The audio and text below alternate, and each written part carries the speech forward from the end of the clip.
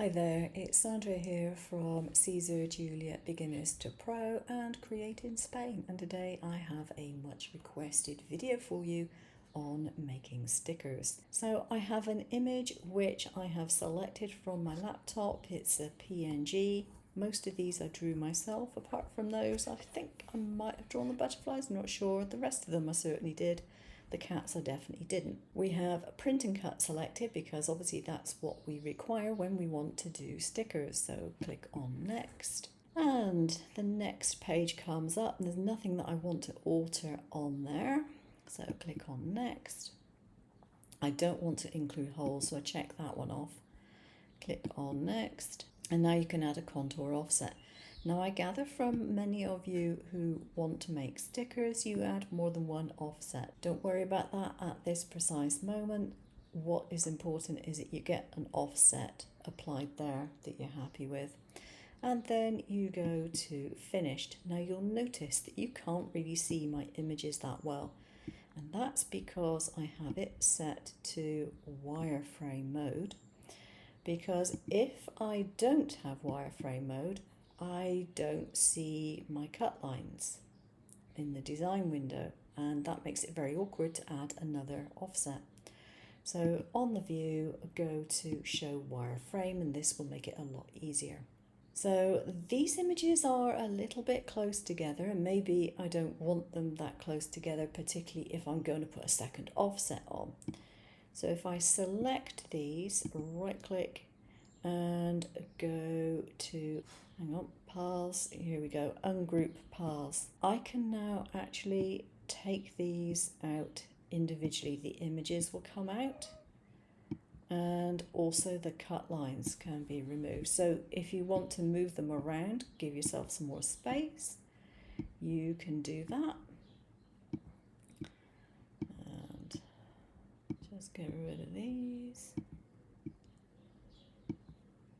like so. Now if you want to select a particular cut contour, you can obviously use the layers tab as well to select your cut contours, or indeed the images.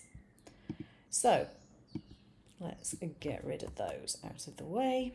I'm just going to leave it like that at the moment. I'm not going to be cutting these, so I'm not going to bother doing anything else.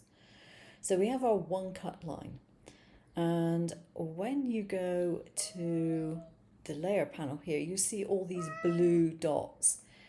And what that means is that is the cut contours. The blue dots means they are cut contours. You also have the ability to select fold lines, select die cut lines. Now, while these may have specific names attached to them, all it means is that you can add a different force and a different speed to the cut that you're doing. So, yes, Teddy, he's quiet until I start recording. So you can add a different score or cut pressure, I should say, to some of your lines than you would to others.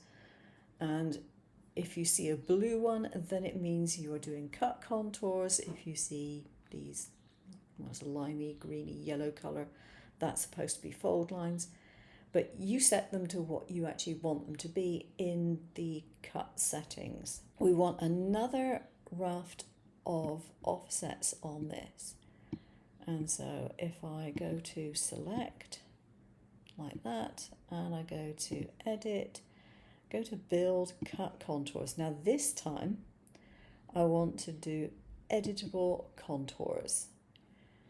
Okay, this is going to be cutting only. And I'm going to make these quite large. They're going to overlap, but I'm not going to worry about that with this particular image.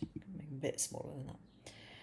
And I'm going to click bring to the front, which makes them to the front of my layer panel. I'm just going to click apply. So now you can see I've got two cut lines.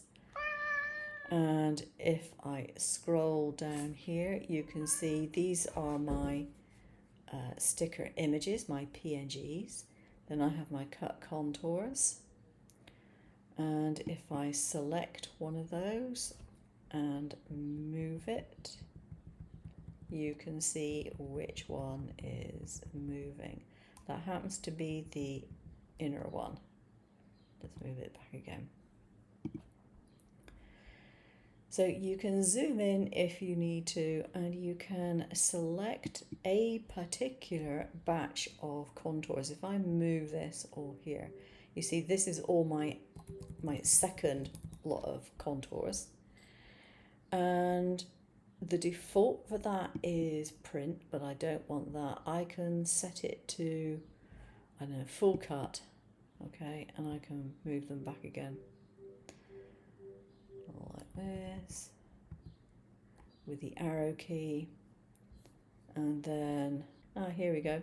Die cut contours is down here, and that has a green dot on it, okay?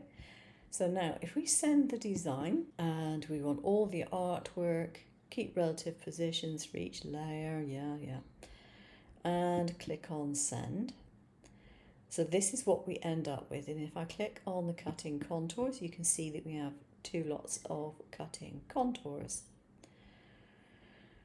So if I have used the cutter settings, then I don't get this option, okay? If I click on this, it's, use the cutter settings, and that is it. Okay, there's custom blade settings in there, but you only get a chance to use one. If I use this one without the cutter settings, I can choose my different tools. So for cutting tool, I can set my speed and my force to whatever it is that I want to set it to. Okay. If I have it set to full cut, I can set it again to a different speed and force. And then when you send it to the machine, that's what it actually uses, not the settings that you've got on the cutter, because you can only have one of those. So that is basically how you do it. You send this page to your printer and it prints the registration marks, and then this lot goes to the cutter afterwards, and it will cut the 2 lines with different forces and different speeds. Now if I go back to design, if you want to put another cut line around, like I've just drawn one here, although it's out of the page registration marks, don't worry about that. All you need to do is to draw it, but make sure that in the colour picker you click on it, you have your line selected, and you click stroke, because otherwise it's going to put a solid colour in it, and that'll look really weird because you won't be able to see anything when you go to send the design.